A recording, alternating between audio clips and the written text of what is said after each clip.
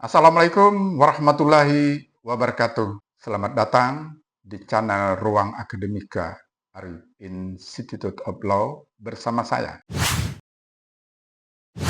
Masih melanjutkan hasil seminar nasional tanggal 5 Desember 2025. Pada kesempatan ini, saya akan menyampaikan mengenai ajaran hukum pidana dan relevansinya dengan paradigma dalam hukum pidana modern.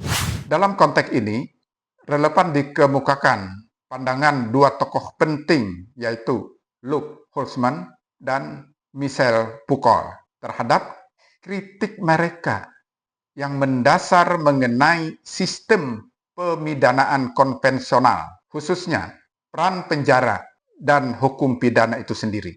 Luc Holzman adalah tokoh utama dalam gerakan abolisionisme kriminal yang berpendapat bahwa sistem hukum pidana, terutama penjara, sudah gagal, destruktif, dan harus dihapuskan.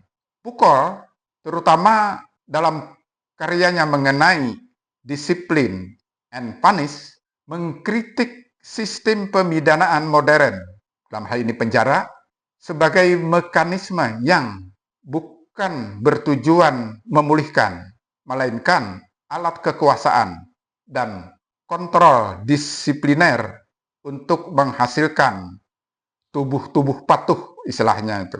Sebagaimana ditulis oleh Martin tahun 2022, disiplin dan punish karya Michel Foucault merupakan kajian kritis tentang evolusi hukuman dan peran penjara dalam masyarakat modern. Foucault menelusuri bagaimana sikap masyarakat terhadap hukuman berubah dari eksekusi publik dan penyiksaan menjadi evaluasi psikologis dan pemenjaraan. Foucault berpendapat bahwa peralihan ini mencerminkan kekuatan sosial dan relasi kuasa yang lebih dalam, yang terus membentuk pemahaman kita tentang kejahatan dan hukuman. Karya ini, sebagaimana ditulis oleh Martin, terbagi dalam beberapa bagian yang menganalisis konteks historis dari hukuman, perkembangan metode disiplin, dan lembaga penjara itu sendiri. Foucault, menurut Martin, menekankan bahwa bentuk hukuman modern telah bergeser dari fisik ke psikologis, yang berarti bahwa sasaran hukuman kini bukan hanya tubuh pelaku, tetapi juga motivasi dan perilakunya. Foucault memperkenalkan konsep panoptisisme yang menggambarkan bagaimana pengawasan dan normalisasi berorientasi dalam lembaga-lembaga sosial seperti penjara dan sekolah, sehingga menumbuhkan kepatuhan. Meskipun Foucault mengkritik sistem penjara, penelitiannya bukan semata-mata penolakan terhadap pemenjaraan, melainkan upaya untuk mengungkap struktur-struktur dasar yang mempertahankan sistem pengendalian tersebut. Dengan menelaah keterkaitan antara kekuasaan, pengetahuan, dan norma sosial, disiplin and punish mengajak pembaca untuk merenungkan implikasi dari hukuman dan mekanisme tatanan sosial dalam kehidupan modern. Terkait dengan isu mengenai restoratif justice, kendati Michel Foucault tidak pernah secara langsung membahas mengenai keadilan restoratif, karena konsep restoratif itu baru berkembang luas setelah kematiannya. Namun, pandangannya yang kritis terhadap sistem peradilan pidana tradisional, yaitu pembalasan, memberikan landasan teoritis yang kuat untuk memahami keunggulan dan tantangan restoratif justice.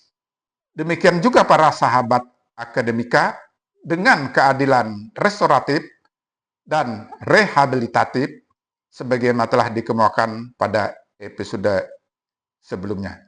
Lalu menjadi pertanyaan, bagaimana relasi antara konsep kekuasaan pukul dan keadilan restoratif justice? Dapat dijelaskan sebagai berikut. Kritik terhadap retributif, karya Foucault terutama disiplin and punish, adalah kritiknya terhadap sistem hukuman modern yang merupakan fokus utama RJ sebagai alternatif. Penjara dan peradilan modern bertujuan untuk mendisiplinkan dan menormalisasi individu. Hukuman penjara bukan hanya sekadar pembalasan, melainkan mekanisme untuk menciptakan narapidana yang tunduk pada norma yang ditetapkan. Sistem pidana tradisional fokus pada kejahatan dan pelaku. Siapa yang melanggar hukum dan bagaimana menghukumnya. Sehingga mengabaikan korban dan kerusakan hubungan yang terjadi. Foucault melihat penjara sebagai institusi yang seolah-olah rasional, tetapi pada dasarnya gagal, dan justru memperkuat wacana kekuasaan yang membentuk subjek kriminal. Yang kedua, keadilan restoratif dan bentuk lainnya sebagai bentuk resistensi atau penolakan atau perlawanan. Jika kekuasaan adalah strategi yang menormalisasi, maka setiap tindakan yang menentang normalisasi itu adalah resistensi. RJ dapat dilihat sebagai praktik resistensi karena menggeser kekuasaan pengambilan keputusan dari otoritas negara, jaksa, hakim ke komunitas korban dan pelaku melalui proses musyawarah. Nah, hal ini menurut Foucault melemahkan kekuasaan birokrasi yang dikritik Foucault itu. RJ menurut Foucault mengubah wacana kejahatan dari pelanggaran terhadap negara menjadi pelanggaran terhadap individu dan hubungan sosial. Perubahan wacana ini secara fundamental menantang kebenaran, yaitu rezim pengetahuan, yang telah lama dipegang sistem peradilan. Daripada memproduksi narapidana yang distigmatisasi, RJ berupaya memproduksi subjek yang bertanggung jawab dan korban yang diberdayakan. Meskipun RJ memiliki semangat yang anti-institusional, konsep ini menurut Foucault juga mengingatkan akan adanya bahaya. Foucault akan mengingatkan bahwa kekuasaan selalu mencari cara untuk menyusup. Jika RJ diimplementasikan sebagai bagian dari sistem formal negara melalui regulasi, prosedur, dan sertifikasi, maka RJ bersiko diubah menjadi bentuk kekuasaan disipliner baru. Mekanisme lain untuk menormalisasi pelaku di bawah kontrol otoritas baru. Nah, ini yang diingatkan oleh Foucault. Jadi juga harus hati-hati dan diwaspadai. RJ menciptakan kebenaran baru tentang apa itu keadilan dan pemulihan yang bisa menekan pihak-pihak yang terlibat untuk mencapai hasil yang diharapkan, yaitu pemulihan total. Padahal ini mungkin tidak selalu realistis atau tulus. Nah, para sahabat akademika, Foucault menunjukkan bahwa hukuman modern bergeser dari penyiksaan tubuh menjadi kontrol jiwa dan pelaku melalui institusi penjara. Paradigma KUHP 2003 yang menekankan pada rehabilitasi dan reintegrasi sosial, ini sesuai dengan tujuan pemindanaan, dapat dilihat sebagai upaya untuk mengatasi kritik pukul, yaitu bergeser dari sekedar kontrol dan disiplin menjadi pembinaan yang bermartabat. Pukul membongkar bagaimana pengetahuan, misalnya ilmu kedokteran, psikologi, kriminologi, digunakan untuk melegitimasi kontrol atas pelaku. KUHP 2023 mencoba menyeimbangkan ini dengan memasukkan prinsip kemanusiaan dan pedoman pemidanaan yang rinci sebagaimana diatur dalam pasal 54 KUHP 2023 yang mengharuskan hakim mempertimbangkan kondisi pribadi, sosial, dan sejarah hidup terpidana, bukan sekadar melihat pelaku sebagai objek yang perlu disiplinkan.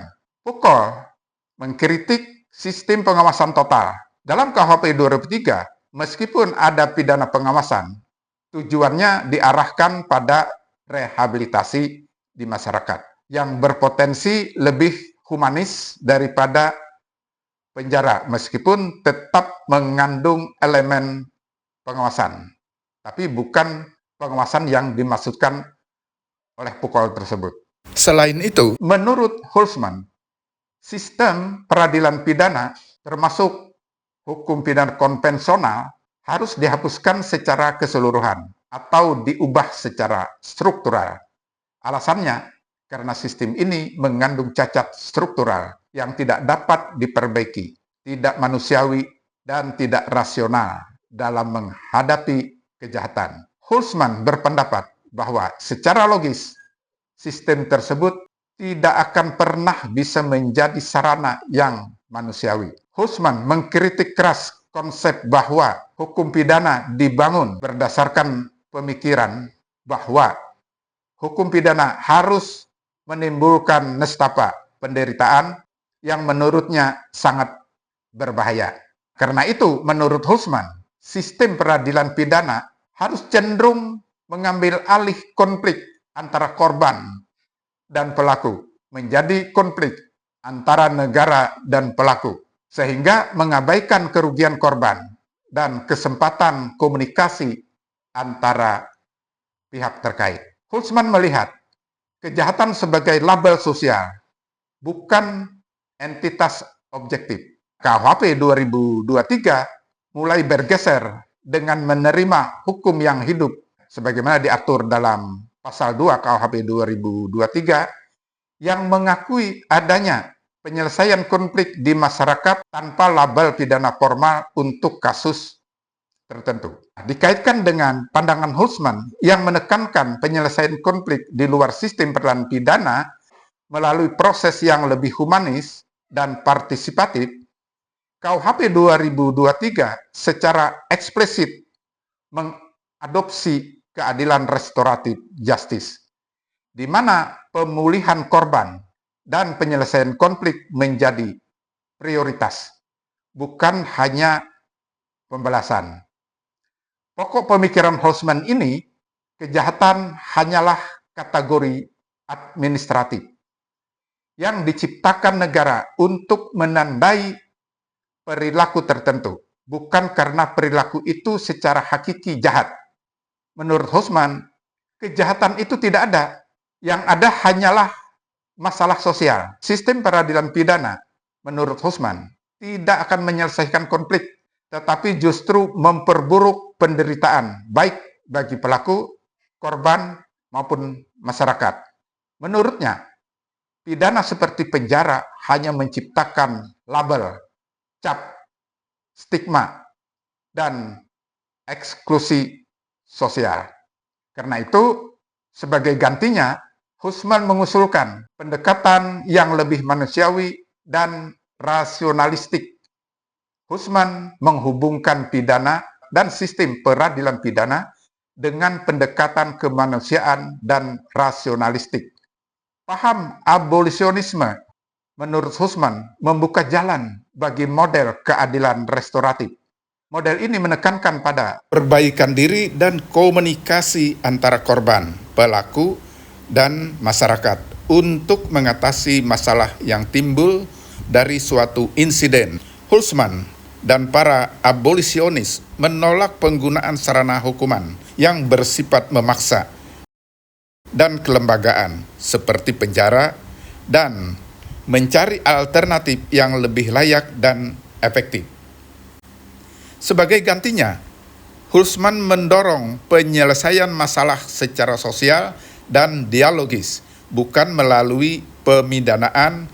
Ia menekankan perlunya restoratif justice atau keadilan restoratif, mediasi antara para pihak, dan pemulihan relasi sosial. Menurut Husman, pidana bukan solusi, melainkan bagian dari masalah. Karena itu, ia menolak konsep kejahatan dan pidana sebagai sesuatu yang nyata dan menggantikannya dengan pendekatan sosial yang lebih manusiawi dan restoratif.